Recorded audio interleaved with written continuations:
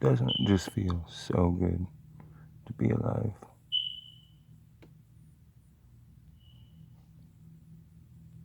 It's perfection. I didn't always think this way. I don't still always think this way, I guess. But there are times when it's just all so perfect. The hardships, even. The struggle. There's no struggle. There's no struggle unless there's something that you should do. But what should you do? None of us should do anything. There are no shoulds.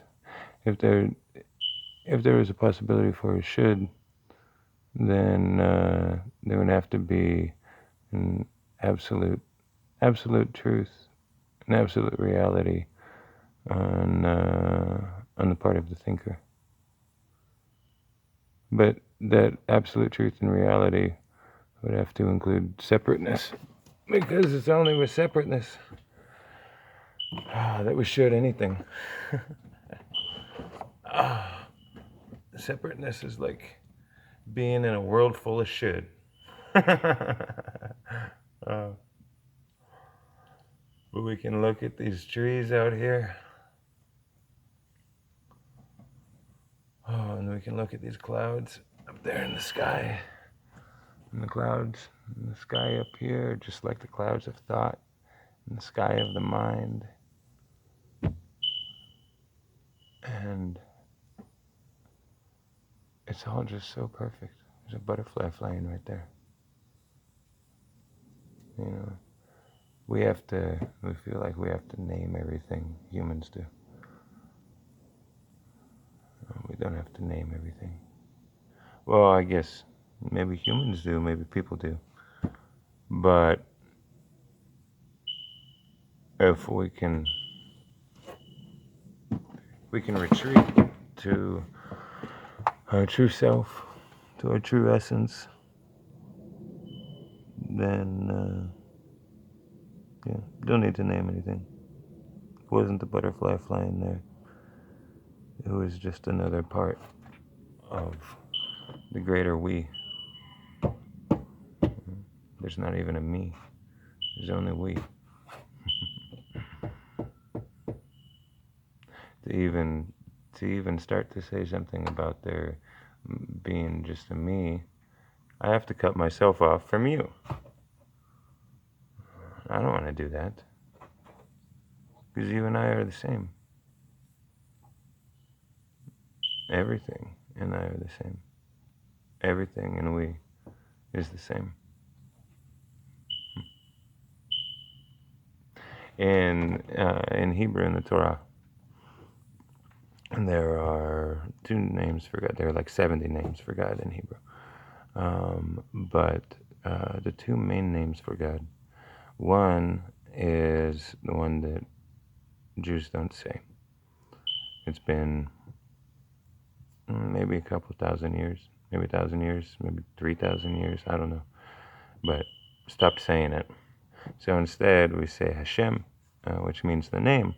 And we say Adonai, which means my Lord. And in the translations of the Torah, in like the King James, you'll see, or no, not the King James, the Catholic ones, maybe. I don't know. Some of the translations, you see the Lord with a capital L. And that's just a replacement for the 4-letter name of God. But this 4-letter name of God, the sound that it makes is basically the sound of inhaling and exhaling. So the name of God, and this name is, it's the one that is correlated with compassion and love and kind of more motherly or feminine type of virtues. It's the immaterial. It's the infinite isness that we cannot see. So that's God. It's a contraction of the words Haya, Hoveh, and Yeh. Haya means was, Hoveh is Haya, was, Hoveh is, Yeh will be. So it's a contraction smushed together. So basically, this name of God is just isness. Now there's another name of God called Elohim, and Elohim is an expression over the material existence. It's the infinity of form, I guess you could say. Elohim are also judges. Judges, they only have any influence, I guess you could say, in the material world, right?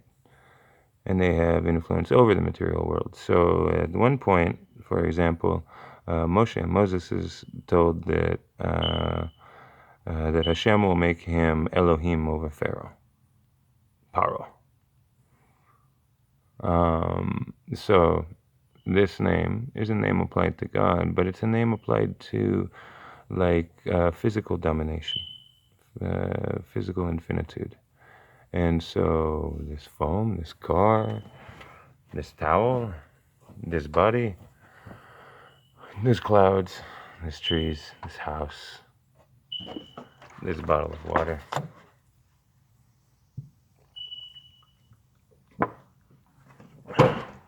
They're all the same. They're all Elohim. They are all the physical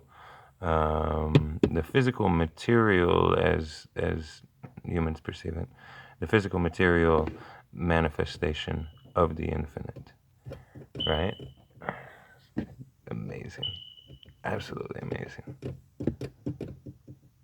So we have Elohim and we have Hashem. We have these two names working together. Well, they work at different times.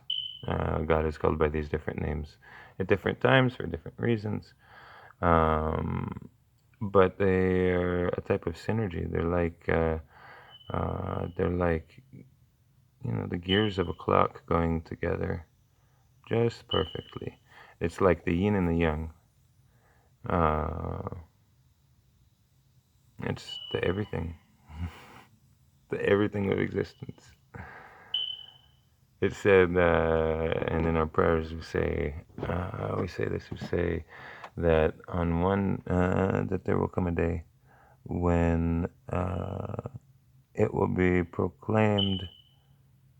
I'm not sure of the translation here. I don't want to go through all the prayers to pick it up in the Hebrew to translate for you, but basically it says that the whole world, all the animals, all the creations will proclaim Hashem is one and His name is one. Now, naming, that's what we humans do really, really well, right? We give name to everything. But if a name is just for one specific thing, or a particular thing within the specific thing, then that's just for that. And the name isn't one. The name isn't indivisible. Now, the name is a physical manifestation. So Hashem, remember, it says Hashem will be one and His name will be one. So Hashem is the life force, the presence, the motivating energy behind all of existence. All of existence. It's like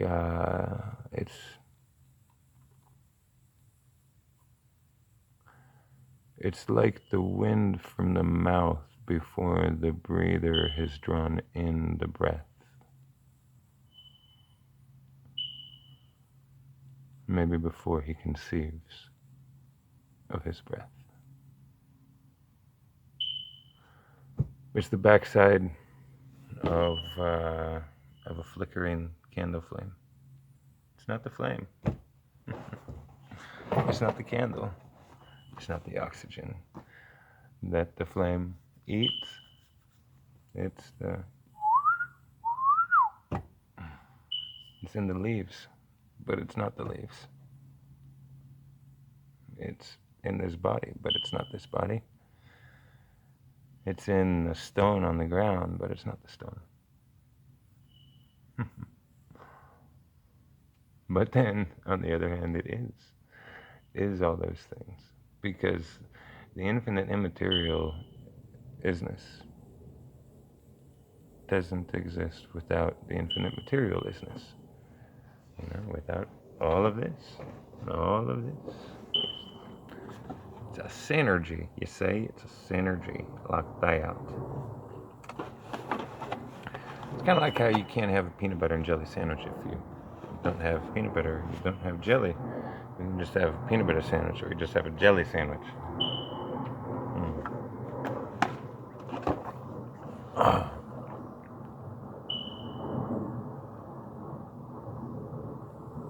Such a blessing.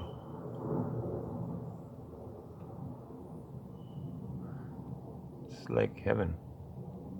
It's paradise.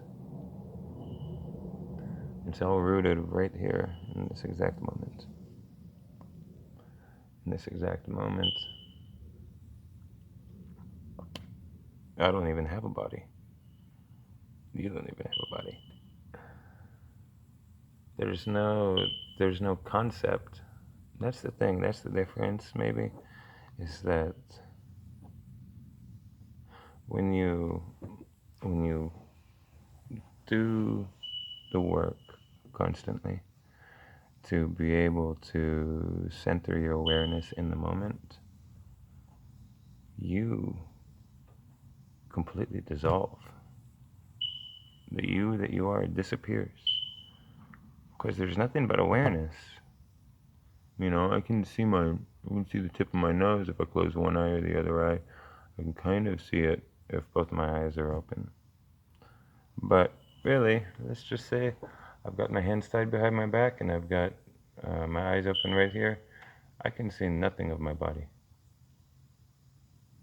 And if I don't conceive of myself as being in a body, well, then there's no form. It's like I'm just here, the body's just here, and they're going together. The energy that I am, and the energy that you are, the consciousness, the motivation, the prana, the chi, the ruach, be'avrit in Hebrew. Ruach is like the energizing primal wind of the universe. It's the wind without the wind. It's the wind without blowing. It's the wind that does not blow that moves everything. Yeah, I like that. That's good. That's good. Ruach, spirit, primal energy. Not primal like animalistic, because that's the word nefesh. Nefesh is there's nefesh abahama, the spirit of the animal, and I completely blanked on what the other one is. Nefesh abahama, nefesh hashemayim, maybe. I don't know. Let's just say it's spirit of the animal, spirit of the human. Because then there's neshama. Neshama is a divine soul. So spirit of the animal, spirit of the human, neshama, divine soul, and the ruach, the motivational energy. Those are like in Jewish tradition. Those are the four things that comprise what people loosely and conglomerately call the soul, or the spirit, or the chi, or the prana, or ki, I guess in Japanese is how they say it. And some people just say consciousness. Some people say the divine within. It's all the same thing. You know, you can make a baked potato, a fried potato, French fries. You can julienne them things. You can make cream potatoes. You can make potatoes au gratin. You can take potatoes, make a potato salad.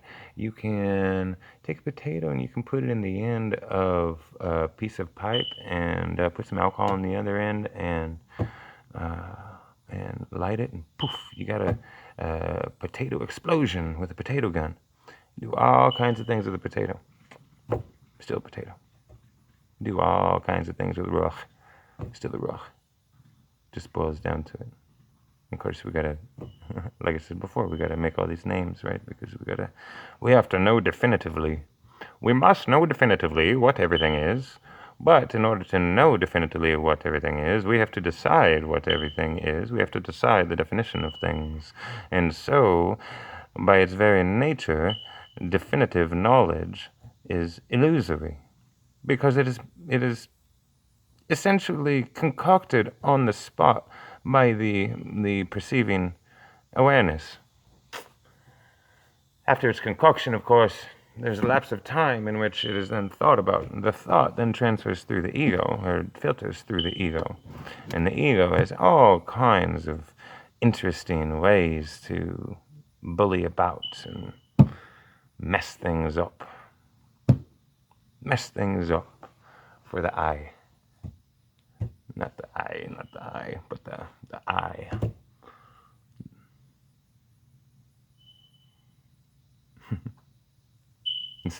It's like looks. You know, I I have a hard time sometimes talking on camera because I feel like I'm looking at myself too much. I don't really like to look at myself very much. At my body. I don't really like to look at my body very much. I love looking at myself. But for that, I just look in the mirror, look straight into the eye. I can't do that on here. It's a strange thing, vanity, isn't it?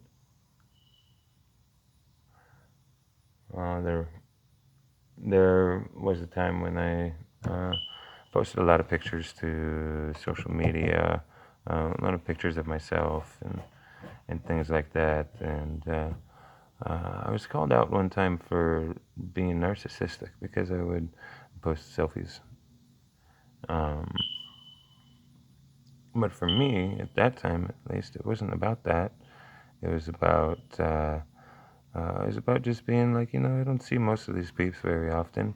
Here's a picture of what I look like today. Hello. Put it up there. I don't even have to look at the thing. You know. And when I'm making these videos, sometimes I end up looking at myself like it's in the mirror. And that's just weird. It's weird. I used to spend a lot of time looking in the mirror. Especially when I was a teenager, when I was a greaser, I had a greasy pompadour hairdo, all, super 50s style and everything. I built hot rods and rode a motorcycle and surfing and did, those things most days. And I spent a lot of time making sure my hair was perfect. just like in the Warren Zevon song, "Ow, werewolves of London." What is it? I saw a werewolf drinking a pina colada at Trader Vic's. And his hair was perfect. Ow, werewolves of London. Ow. Well, this has been my 20 minutes of torture for you all. My live stream of thought production coming from this maelstrom to that maelstrom. Y'all have a beautiful, wonderful day. You're all perfect. We're all perfect. Everything's perfect. You do not need to be anywhere except for exactly where you are, doing exactly what you are to do. So don't worry about it. Don't worry about it. You can't make anything better in your life by worrying. So just drop that shit, homie. All right. Love you. Peace out.